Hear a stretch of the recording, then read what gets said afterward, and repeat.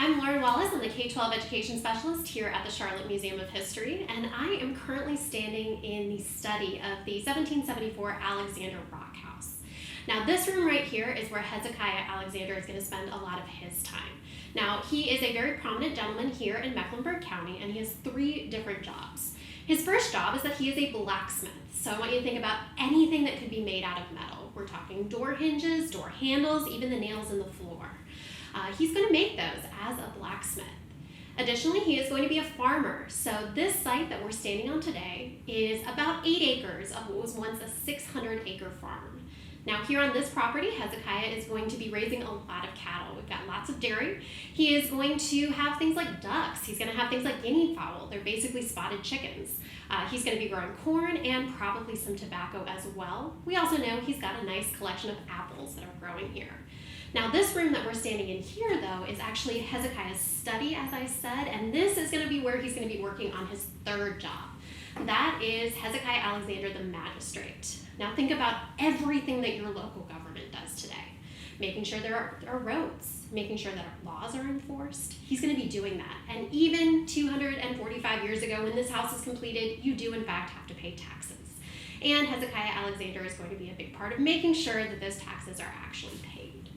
Now he's going to be working on all of these things right over here, and what you're looking at are actually some photocopies, that's why I can touch it with my hands here, of some of the original documents that we know Hezekiah was working on. These are inventories and accountings of all of the things that he has here. Now anytime we touch an actual artifact, we actually have to wear protective gloves. This particular set of gloves is cotton gloves that I'm putting on here, and the reason I'm putting this on is because I am going to grab this strange looking thing. This is not a bobbin, this is not a salt shaker. This right here is actually going to be what's called a sander.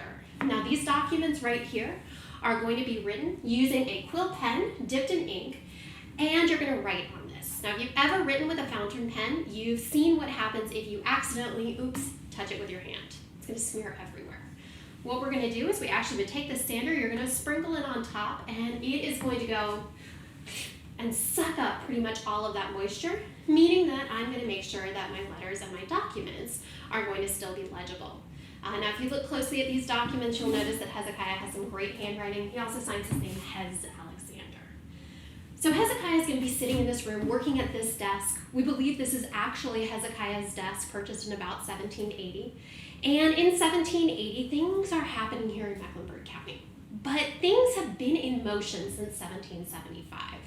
In 1775, Hezekiah and a number of leaders like him had pretty much had enough with British rule. In fact, Hezekiah was a very loyal British subject until he's not.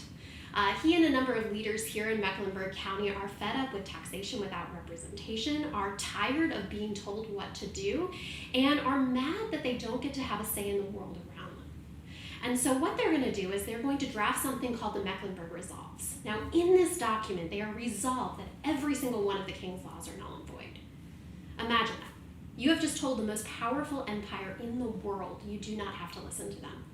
There are about 1,000 people in Mecklenburg County.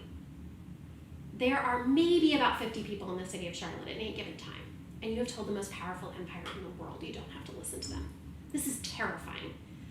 And Hezekiah does this. He actually signs this document in 1775. Now when he signs this document, his wife Mary is pregnant with their 10th child. Can you imagine going home and saying, hey honey, guess what I did at work today?